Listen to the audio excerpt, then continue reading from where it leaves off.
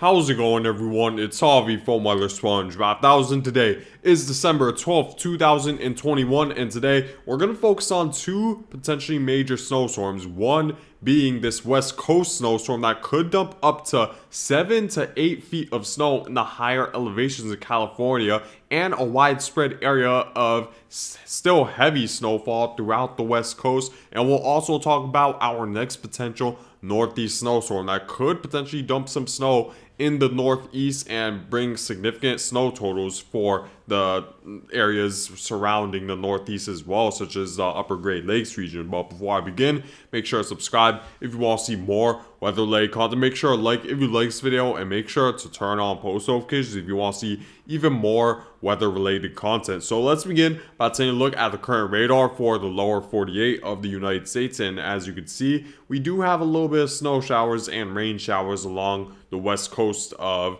the Pacific Northwest, pretty much, as we're seeing some rain showers right around the Bay Area, right around the San Francisco area, and we're seeing rain showers extend northward into Portland and Seattle. And this trough, these rain showers associated with this trough that's still towards the west of you guys are expected to bring heavy rainfall, and it should be a long duration event for many areas along the west coast, such as the Pacific Northwest, especially in the higher elevations, such as the Cascade Mountain Ranges and the Sierra Mountain Ranges further southward into California and Nevada, where you could see feet of snow, not inches, but feet of snow. So this is definitely something you want to pay close attention to. And while this should certainly help mitigate the drought a little bit, the effects of the drought a little bit, having too much precipitation at a pace that's a little bit too fast, or at a rate that's a little bit too fast, it's bound to create some problems, as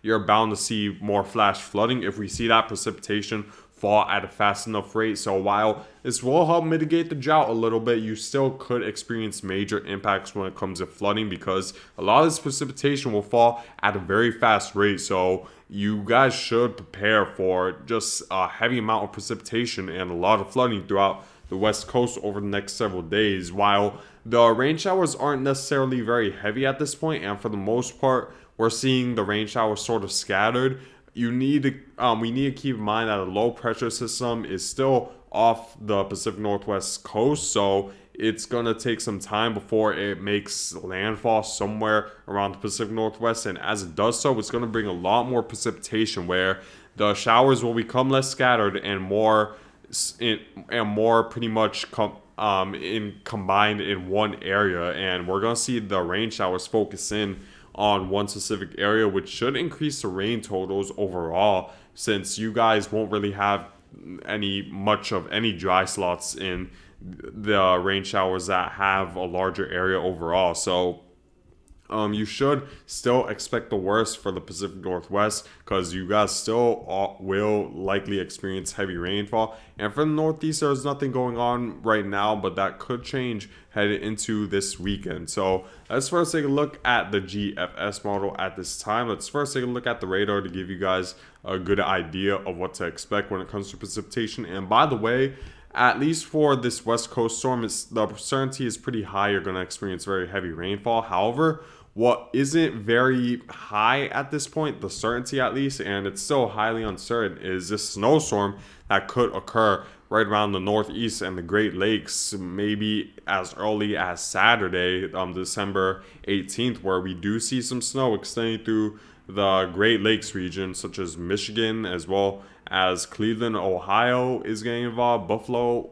is getting involved. And if you were to continue to move forward, you see that snow heads further southward, and it becomes a little bit of a significant winter weather event for the Northeast, because we're seeing heavy snow impact the large population of Boston. Albany as well is getting involved. And while New York City is right around is receiving mix out of this, there's still a lot of time for the forecast to change and potentially bring more snow to New York City. And even if this forecast holds up, there might be a threat of freezing rain, because you see associated with this low pressure system, we see a large area of pink, which represents freezing rain. And freezing rain is extremely significant. I'd say depending on the amount of freezing rain you receive, it's the effects of freezing rain are far more significant than snowfall, because with freezing rain, ice is a lot more heavier, so it puts a lot more weight and stress on the branches of trees for them to fall down.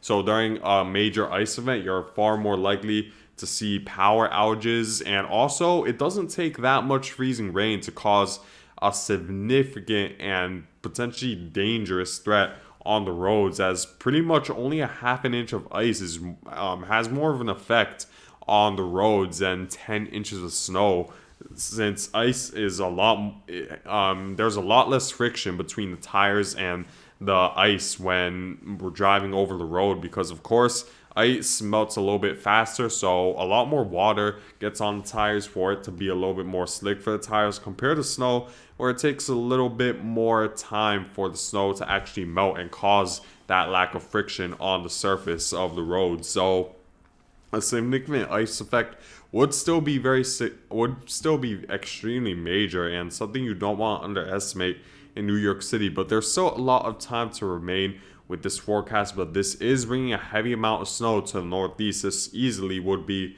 the most significant snowstorm you received this year in the Northeast if this forecast comes for fruition, which is so highly uncertain, especially since the past couple of snowstorms that have been bringing somewhat of a major snowstorm in the Northeast didn't really come for fruition, as it seems like the closer the forecasted time of the event came, the less likely it seemed like that major Northeast snowstorm was occurring. So we still had to take this with a grain of salt. What really will determine if we're gonna see a major snowstorm or not is really all depends on the amount of unstable air, how much cold air there will be behind the low pressure system, because for there of course to be precipitation, there needs to be enough lift in the atmosphere, and if we don't see enough lift that's triggered by this cold air trying to filter into this warmer and more buoyant and lighter air mass, then we're less likely to see enough lift in the atmosphere for enough water vapor to condense in the atmosphere, and as a result we'll see a less significant snowstorm if there isn't enough lift. And typically during the winter time, the biggest trigger when it comes to creating major storms or a large amount of precipitation in the United States is a big jet stream dip, a very pronounced jet stream dip, to force a lot of the warmer air further upwards, because of course as the dense air tries to filter into that lighter and more buoyant air, we begin to see that lighter and higher buoyancy air move up into the atmosphere, and that creates rapid convection and a rapid lift in the atmosphere for a major storm to form or develop in the United States. So we just need to see if this jet stream dip will be pronounced. And if, in case you're wondering what the European model is forecasting when it comes to this low pressure system, the European model, while it does sort of bring a similar sort of track when it comes to the low pressure system, bringing somewhat of a weak trough to the north and a little bit of moisture to the south of this jet stream dip, it isn't really expecting as major of a snowstorm, if there is any snowstorm at all, in the Northeast. So if we were to move forward with the forecast, you're gonna see that the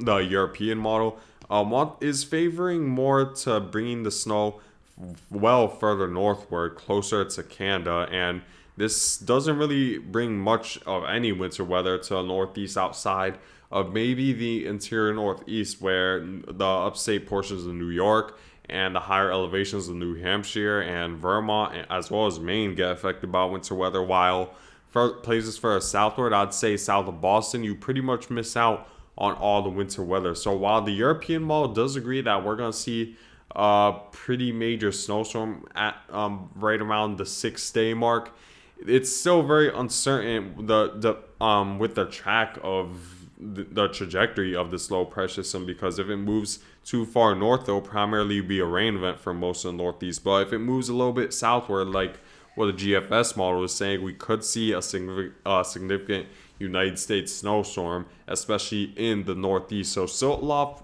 of questions regarding the forecast, but what seems to be the consensus is that both are taking sort of an Alberta clipper to the United States right around the 5-day mark into the Midwest, and that should trigger enough moisture and enough lift for a major snowstorm to occur somewhere maybe in eastern Canada or in the northeast of the United States. But still a lot of uncertainty still just a lot of uncertainty with this forecast, and we just need to wait and see how the jet stream pretty much builds up. If we do see a little bit of a stronger ridge towards the southeast, then that would pretty much force the jet stream further northward, and as a result, that'll force the warm air from northward, the southwesterly winds further northward, and that would steer the warm air further northward for mostly Canada to experience the snow, while the Northeast United States doesn't. But if the GFS model's case was correct, where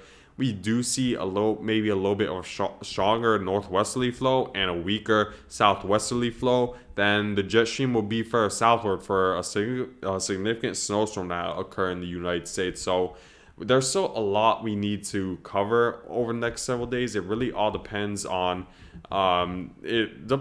this second low pressure system that's going to pass by after the first one I was talking to you guys about with the West Coast, because if this brings just enough of the northwesterly flow, then we'll see enough cold air for a major snowstorm to happen in the Northeast. But there's still a lot of uncertainty regarding that, so we just need to wait and see what happens over the next several days to really give you guys a more confident forecast regarding the snowfall in the Northeast. But if the GFS model's forecast was correct right now, when it comes to the snowfall accumulation in the Northeast. So if we were to take a look at that, let's move on.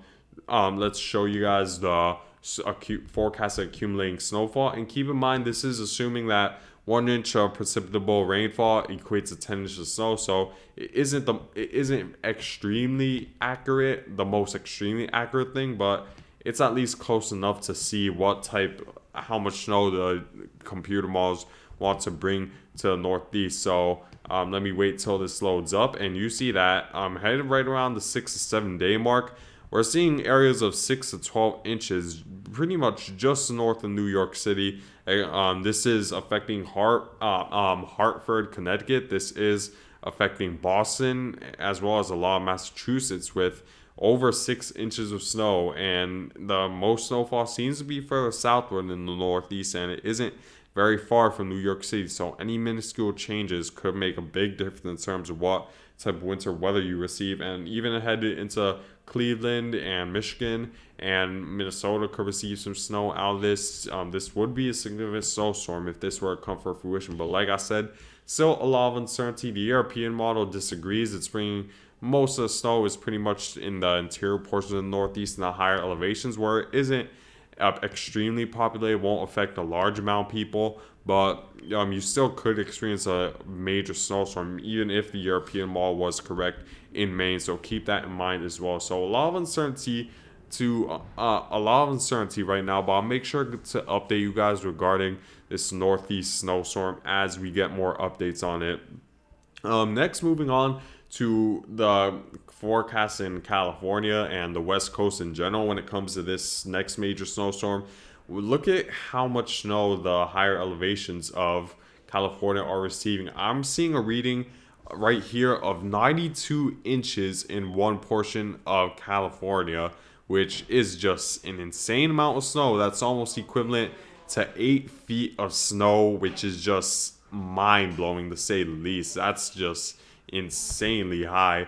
That's just an insanely high amount of snow. And even in Northern California, you're receiving well over 2 feet of snow, which is something to keep in mind. And the Cascades, again, you're receiving close to 2 feet, if not over 2 feet. This is extending to Idaho as well, where you're receiving right around 20 to 30 inches, which is a significant snowstorm. The Rocky Mountains of Colorado are experiencing some snow, and even in the mountains just outside of Los Angeles, you're receiving quite significant snowfall. So if you're in the Los Angeles area and might want to go skiing this this should be a great week for you guys, because you won't be too far from seeing at least some accumulating snowfall in the higher elevations of, let's say, the San Gabriel Mountains. So you want to keep that in mind if you're in Southern California, if you're into skiing, as this would be very significant snow for a lot of the West Coast. Now, let's take a look at the forecasted rainfall over the next several days, because that'll be another big issue when it comes to flooding for the West Coast. So if we were to move forward with the forecast, headed right around the 5 day mark, you see that San Francisco is receiving right around 3 to 5 inches of rain, which is significant. And while that will help mitigate the drought a little bit, that could still bring major flooding. And you see that along the West Coast, it's mostly 3 to 5 inches of rain. Los Angeles could receive right around 2 to 3 inches, which is still significant. So keep in mind and stay prepared for flooding all throughout the West Coast from this next major rainstorm and slash snowstorm, as this is very significant for you guys. So yeah, guys, make sure to prepare along the West Coast. Next thing, look at the drought monitor. I wanted to show you guys this because to really give you guys a good idea of how bad the West Coast is in a drought, and how this rainstorm should certainly help, because we're going to see around 3 to 5 inches of rain, but you don't want to underestimate that just because you're in a drought. Because while yes, it will be very beneficial for you guys, when it falls at a rate too fast, that's when you could see problems when it comes to flooding. So you don't want to underestimate this rainfall just because you're in a drought throughout the West Coast. So make sure if you see a body of water, turn around, don't drown, because typically that body of water on the road is a lot deeper than what you'd expect. Next, let's take a look at my snowfall and rainfall forecast when it comes to this West Coast storm. So I'm expecting 3 to 5 inches right around the Rocky Mountain ranges, 3 to 5 inches of snow right around Salt Lake City, 1 to 3 just outside of that, and just to the northeast of Boise, Idaho, you could experience up to 2 feet in the higher elevations, and potentially up to 8 feet of snow in California, which is just a mind-blowing amount of snow over there. 5 to 8 inches of rain in San Francisco, which is quite significant, and around 3 to 5 inches of rain you should expect right around Los Angeles, as this will likely cause flooding throughout California. So make sure to stay prepared in case of a major flood threat throughout the West Coast. But yeah, guys, I guess that's it for this video. Well, thank you guys for watching. Make sure to subscribe if you want to see more weather-related content. Make sure to like if you like this video, and make sure to turn on post notifications if you want to see even more weather-related content. And I hope you guys have a good day.